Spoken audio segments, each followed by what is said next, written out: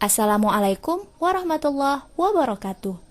Pada video kali ini, saya akan menjelaskan mengenai analisis efektivitas kinerja individu berdasarkan tupoksi. Dalam hal ini adalah proses pembelajaran jarak jauh di SMP Negeri 1 Manda. Penjelasan ini akan terbagi menjadi 4 bagian, yaitu identifikasi masalah, menapis isu, menganalisis isu, dan penyelesaian masalah. Identifikasi masalah. Menurut Kemendikbud, pembelajaran jarak jauh yang selanjutnya disebut PJJ adalah pendidikan yang peserta didiknya terpisah dari pendidik dan pembelajarannya menggunakan berbagai sumber belajar melalui teknologi informasi dan komunikasi serta media lainnya. Pembelajaran jarak jauh yang akan dibahas kali ini dalam konteks pandemi COVID-19.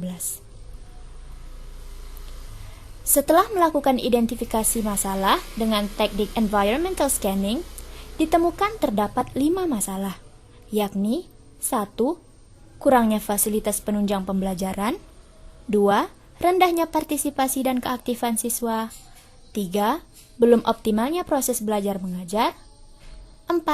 Rendahnya literasi siswa, dan 5. Guru yang kurang mampu beradaptasi dengan teknologi baru.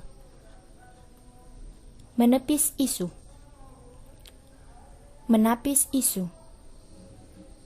Masalah yang telah teridentifikasi kemudian ditapis dengan menggunakan teknik analisis USG untuk menganalisis urgensi, keseriusan, dan pertumbuhan masalah.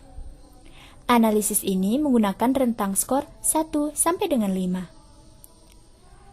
Dari hasil kegiatan menapis isu, didapati bahwa isu belum optimalnya proses belajar mengajar memiliki total poin paling tinggi, yakni 14 poin. Isu inilah yang akan kita analisis lebih dalam. Mendalami dan menganalisis isu. Isu yang telah disaring kemudian dianalisis dengan menggunakan fishbone diagram atau diagram tulang ikan untuk melihat sebab akibat dari permasalahan tersebut. Belum optimalnya proses belajar mengajar disebabkan oleh beberapa faktor. Pertama, faktor keamanan. Ancaman COVID-19 membuat semua orang dituntut untuk membatasi segala aktivitas. Oleh karenanya, proses belajar pun dilakukan dari rumah, dan tentunya berbeda dengan proses belajar pada kondisi normal. Kedua, faktor metode. Pola pembelajaran yang berubah membuat guru kewalahan sehingga kebanyakan hanya memberikan tugas kepada siswa tanpa ada penjelasan dan panduan belajar. Ketiga, faktor lingkungan. Keterbatasan ekonomi membuat tidak semua siswa memiliki gawai dan akses internet yang layak untuk digunakan dalam pembelajaran jarak jauh. Terlebih lagi, banyak siswa yang tidak ikut belajar dan memilih untuk membantu orang tuanya bekerja. Orang tua pun seringkali tidak mengontrol dan memberikan bimbingan kepada anak dalam proses belajar di rumah. Keempat, faktor manusia. Rendahnya literasi dan kemampuan teknologi membuat siswa dan guru sama-sama kesulitan dalam melaksanakan pembelajaran yang lambat laun terjadi. Kelima, faktor sistem. Kurikulum yang seragam menimbulkan ketimpangan untuk satuan pendidikan yang berada di daerah. Meski pemerintah sudah merencanakan pembelajaran yang berorientasi pada proses, namun kenyataannya orientasi pada hasil masih ditemukan prakteknya di lapangan. Faktor-faktor yang telah dijabarkan tersebut menjadi sebab belum optimalnya proses belajar mengajar yang berlangsung selama pandemi. Pemecahan masalah dengan analisis SWOT. Dampak yang ditimbulkan jika permasalahan tidak diselesaikan, yang pertama adalah learning loss, yakni hilangnya minat belajar karena kurangnya interaksi selama pembelajaran. 2. Ancaman putus sekolah. Siswa lebih memilih untuk ikut orang tua bekerja di saat pandemi. Yang ketiga, menurunnya hasil belajar. Perbedaan akses dan kualitas selama pembelajaran mengakibatkan kesenjangan pencapaian siswa, terutama dari kelas ekonomi yang berbeda. Analisis SWOT pun dilakukan berdasarkan strength, weakness, opportunity, dan threat dari isu yang telah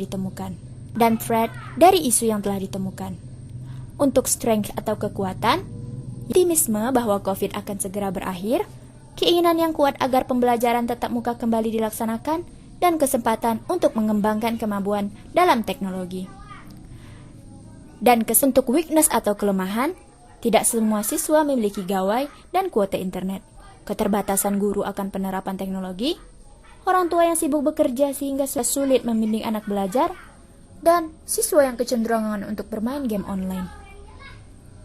Untuk opportunity atau kesempatan, dilakukan pembelajaran tatap muka terbatas di daerah zona hijau dan kuning, adanya bantuan kuota belajar melakukan, dan terbukanya kesempatan guru untuk mengembangkan kompetensi. Untuk threat atau ancaman, yang pertama adalah learning loss, menurunnya hasil belajar, dan ancaman putus sekolah. Adapun rekomendasi alternatif penyelesaian dari isu belum optimalnya proses belajar mengajar ialah yang pertama, guru menerapkan pembelajaran yang terstruktur, inovatif, dan mudah dilaksanakan. Yang kedua, orang tua dapat bekerja sama dengan sekolah dalam membina siswa. Yang ketiga, menerapkan pola hidup bersih dan sehat dalam upaya menekan penyebaran virus COVID-19. Demikianlah penjelasan saya mengenai analisis efektivitas kinerja individu berdasarkan tupoksi dalam hal ini mengenai pembelajaran. Semoga bermanfaat. Assalamualaikum warahmatullahi wabarakatuh.